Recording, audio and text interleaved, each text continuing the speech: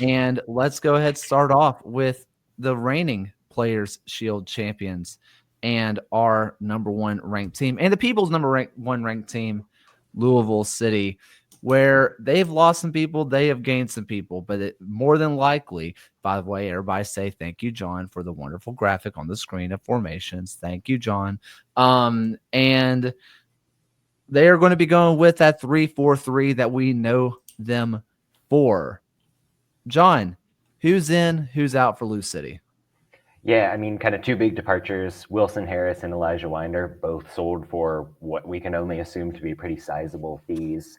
No strikers in to replace Wilson Harris, but we're getting Kev Lambert and Zach Duncan into the midfield.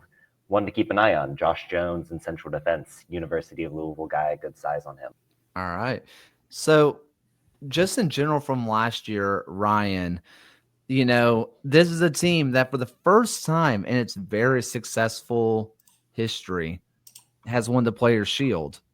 But they did, for the first time also, they did not make it to the Eastern Conference Final. Ryan, how do you chalk that up to last year?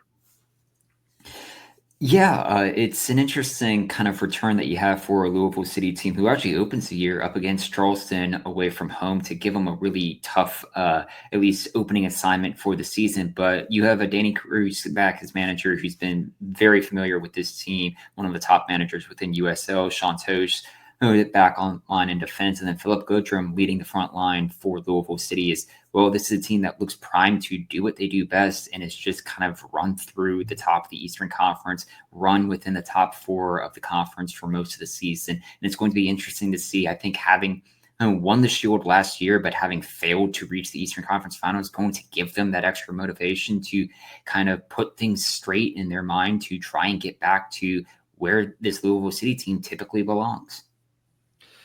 John, there's a lot of places that you can go with this team, and everybody's going to point to Wilson Harris being a top goal scorer, but breaking the inner USL transfer record for Philip Goodrum last year, him being your backup to Wilson Harris is not too bad. I think the bigger hole and the biggest fill that you've already alluded to being Elijah Winder out the door. Obviously, you have Duncan, you have Lambert filling those holes, but Davila was all league out of himself. What do they have to replace with Elijah Winder and Wilson Harris? Yeah, I mean, Harris is kind of the simpler one to address, right? Like, he's a goal scorer. That's the first thing he does. But I think the thing that people slept on relative to Harris was the motion without the ball, the way that he was able to kind of make those dummy runs and get other teammates involved. Really a complete player. Philip Goodrum has some of that in the bag, but I think his speciality, again, besides the scoring, is the fact that he's a tremendous presser, never afraid to get physical. It might look a little bit different up top, but I don't think that there's a doubt Goodrum is going to come good as a scorer. In terms of the midfield, I think Winder, obviously, like, here in that move to LA for a reason. He's a really heady player who had a great understanding with Davila of where he needed to be, how those two could find their balance in the central midfield. Winder really had a great sense for those kind of late arriving runs into the final third, where he could be the guy who created the overload and allowed Lou City to break a defense down. To me, Zach Duncan pretty much does a lot of those things. Someone that didn't get enough love for what he did with Memphis, but quite good stepping up in the press, very slick with the ball, good about those kind of one-touch passes in the midfield. And I think Kev Lambert, who, again, like, hasn't got enough attention. This is a guy who was a star in Phoenix, like, became a Jamaican international and earned an MLS move because of how good he was.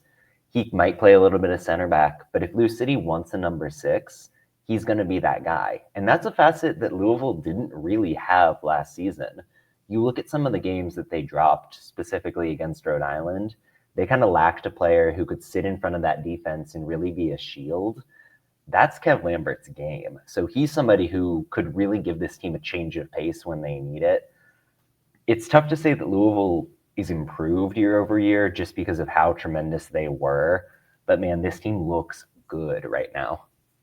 And bringing Damian Loss back at loan and goalkeeper as well. Ryan, the people and us agree that they are the best team in the East, and we think that they will stand the test. But what are you kind of expecting from this team? Are you expecting them to build on last year and say they're going to make another run for the Players' Shield? Or do you feel like the East has caught up to them just a little bit?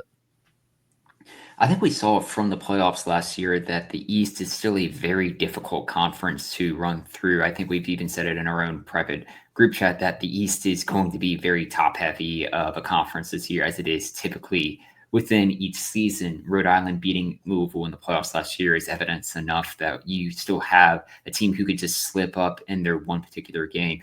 But you're also looking at a Louisville City team who, in 4 of the last 5 seasons, has finished first or second in the Eastern Conference in that time. It's a team that knows what to do in the regular season and knows what to do when they get into the playoffs.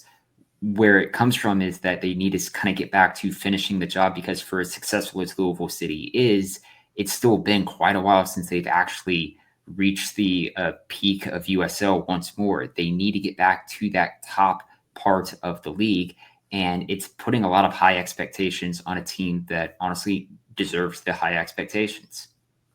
So before we go on to the Battery, I want to go ahead and read out their lineup because I meant to do that at the very beginning. In the back, you're going to have Loss and goal. Then you're going to have your 3 center backs, Adams, Ordonez, and Tosh. And then in the midfield, going left to right, Dia, Duncan, or Lambert, Davila, and McFadden, or Perez sometimes. And then in that front 3 where you have Serrano, Perez, and then up top, Goodrum.